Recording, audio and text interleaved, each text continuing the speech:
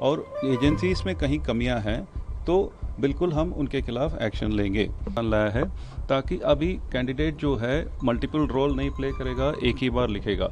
तो एग्ज़ाम के बीच में किसी का इंटरनेट चलेगा, एग्ज़ाम के बीच में कोई आके मदद कर सकता है, वो सब अवॉइड करने के लिए हमने नमस्कार दोस्तों, कैसे हैं आप लोग। उम्मीद करते हैं आप सभी लोग अच्छे होंगे। दोस्तों, जैसा कि आपको पता है 24 तारीख को इतना ज़्यादा बवाल हुआ एसएससी को लेकर, इतना ज़्यादा प्रोटेस्ट वगैरह हुआ, उसके बाद टीचर की कंट्रोवर्सी स्टार्ट हुई। ये सारी चीज़ें आप लोगों ने देख ली, ठीक है। अभी मैं जो आपके एसएससी के चेयरमैन उनका वीडियो देख रहा हूँ, जो कि उन्होंने बताया कि उनके बाद उसका जवाब दिया, एसएससी का प्रोटेस्ट वगैरह हुआ, उसके बाद उन्होंने न्यूज़ मीडिया जो भी है उसमें उन्होंने का जवाब आया है। पहले वो मैं जवाब आप लोगों का सुन लेते हैं साथ में, उसके बाद फिर मैं कुछ क्वेश्चन जो उन्होंने मतलब सवालों के जवाब का रिप्लाई दिया उन पर भी यहाँ पर हम डिस्कस करेंगे, ठीक है, कि क्या क्या चीज़ें उन्होंने बताई हैं। बाकी हम यहाँ पर साथ में डिस्कस भी करेंगे। सबसे पहले उनके कुछ क्लिप वगैरह हम सुन लेते हैं यहाँ पर, ठीक है। तो जैसा कि एग्ज़ाम शुरू हुए हैं और इस साल में हमने सिग्निफिकेंट चेंजेस लाए हैं।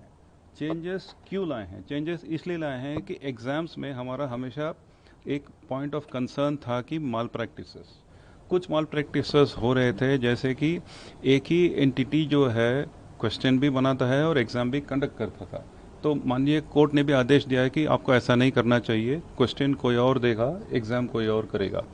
दूसरी बात यह है कि इम्पर्सनेशन, कोई कैंडिडेट स्क्राइब बन के लिखेगा, कोई कैंडिडेट किसी और के लिए एग्ज़ाम सुपरविजन करेगा, कोई कैंडिडेट 2-3 बार 10 बार एग्ज़ाम लिखेगा। तो इन सब का अवॉइड करने के लिए हमने आधार का प्रावधान लाया है ताकि कोई कैंडिडेट, इनका कहना है कि जब टीसीएस थी तो वही यहाँ पर क्वेश्चंस बनाती थी और वही एग्जाम्स कंडक्ट करवाती थी, ठीक है।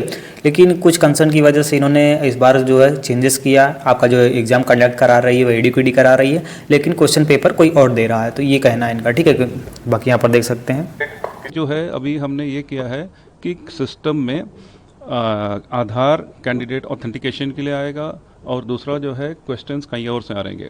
दूसरी प्रॉब्लम मल्टी शिफ्ट एग्ज़ाम में ये है कि अगर हम, क्योंकि लाखों लोग एग्ज़ाम के लिए लिखते हैं, एग्ज़ाम कई शिफ्ट में करेंगे और अगर एक शिफ्ट आसान है, दूसरा शिफ्ट थोड़ा मुश्किल है, तो कैंडिडेट को नुकसान होना नहीं चाहिए।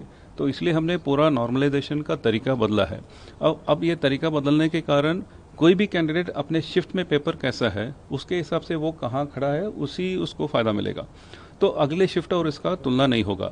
इसका दूसरा फ़ायदा ये भी है, क्योंकि सबसे पहले ऐसा होता था कि मल्टीपल शिफ्ट एग्ज़ाम में पहले शिफ्ट का पेपर आते ही लोग सब उसके बारे में मीडिया में, सोशल मीडिया में बहस होता है, सबको पता लग जाता था कि ये पूछ रहे हैं, ये पूछ नहीं है, ये नहीं पूछ रहे हैं। तो उसके कारण बाद वाले कैंडिडेट्स को एडवांटेज होता है। तो अभी उसको चेंज करने के लिए हम सिलेबस के अंदर ही अलग अलग क्वेश्चंस अलग अलग शिफ्ट में ला रहे हैं ताकि क्वेश्चंस पैटर्न रिपीट नहीं होगा, कैंडिडेट को कोई दिक्कत नहीं होगा। अब मेन चीज़ हमने ये लाया है कि यहाँ पर ये क्या कह रहे हैं कि जो मल्टीपल शिफ्ट में एग्जाम्स होते हैं, ठीक है, जैसे कई सारी शिफ्ट में एग्जाम्स हो गया, तो जब पहली शिफ्ट का पेपर होता है फिर उसके बाद जो नेक्स्ट शिफ्ट में हम जो क्वेश्चन दे रहे हैं वो अलग रहेंगे, मतलब सिलेबस से ही रहेंगे लेकिन अलग रहेंगे, इनका ये कहना है। लेकिन अभी आप लोगों ने देखा सिलेक्शन पोस्ट फेज 13 का एग्जाम हुआ, उसमें रिपीटेड क्वेश्चन, टीसीएस सब एग्जाम कंडक्ट कराती थी तो उसमें क्वेश्चन तो रिपीट नहीं होते थे। लेकिन इस बार ऐसी चीज़ें देखने को मिली आपका स्टेनो के पेपर में भी और फेज 13 के पेपर में भी क्वेश्चन तक रिपीट हो रहे हैं। जबकि यहाँ पर ये बोल रहे हैं कि हम इसलिए ऐसा कर रहे हैं कि मतलब कि जो सिलेबस में ही क्वेश्चन रहेंगे लेकिन क्वेश्चन रिपीट नहीं होंगे, जबकि इस बार ही रिपीट हो रहे हैं। सबसे बड़ा एक पॉइंट ये रहा।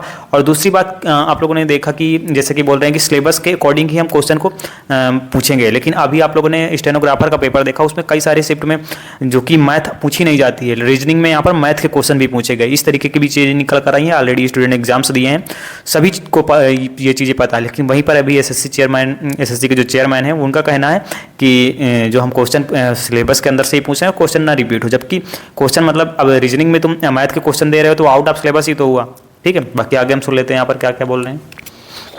पैटर्न रिपीट नहीं होगा, कैंडिडेट को कोई दिक्कत नहीं होगा। अब मेन चीज़ हमने ये लाया है कि एग्ज़ाम जो है प्राइवेट सेंटर्स में होते हैं। प्राइवेट सेंटर्स में इसको हम अवॉइड नहीं कर सकते हैं क्योंकि लाखों कैंडिडेट्स हैं और देश भर कैंडिडेट्स को एग्ज़ाम लिखना है, उतने कंप्यूटर सेंटर्स हमें चाहिए।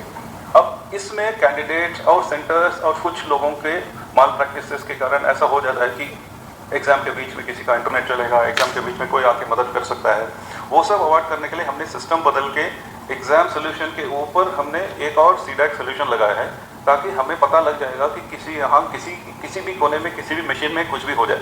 तो उसके कारण, उस इंटीग्रेशन के कारण जब इस साल का एग्ज़ाम पहली बार जब शुरू हुआ, जुलाई में सिलेक्शन एग्ज़ाम में कुछ जगह दिक्कतें आई, बीच में एग्ज़ाम रुक गया, बीच में एग्ज़ाम हैंग हो गया और मतलब वो सब इंटीग्रेशन के कारण हुआ है, उसी एग्ज़ाम के दौरान करेक्ट हुआ है और उसके बाद अभी सिस्टम स्टेबलाइज हुआ है।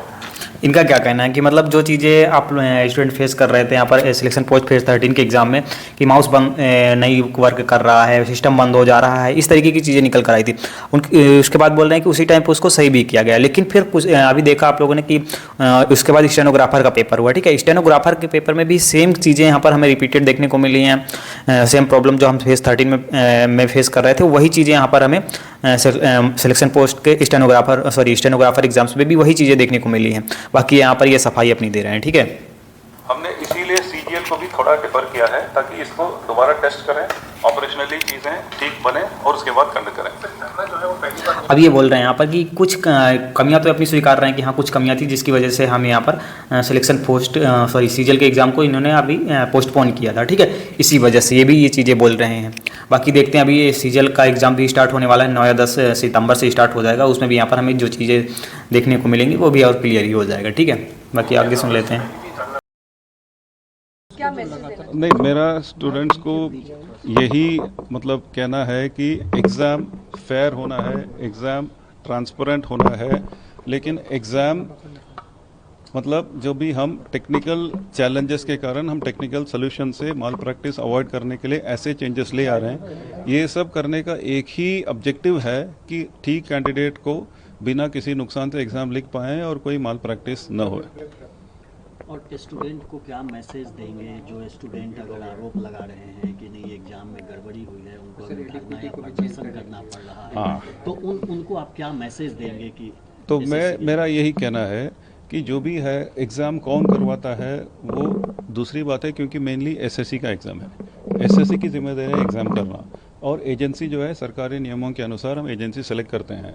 और एक एजेंसी नहीं, लगभग 4 अलग अलग एजेंसी हैं जिसमें जुड़े हुए हैं, सबका अपना अपना रोल है, और एजेंसी इसमें कहीं कमियां हैं तो बिल्कुल हम उनके खिलाफ एक्शन लेंगे। क्योंकि जैसे मैंने कहा, कई लोगों का कुछ कंप्लेंट भी आया कि इस एजेंसी के आने के बाद क्वेश्चन ठीक नहीं है। मतलब ये बिल्कुल ठीक नहीं है, क्योंकि कोई भी एजेंसी और की गलती है तो कोई गलती को ठीक।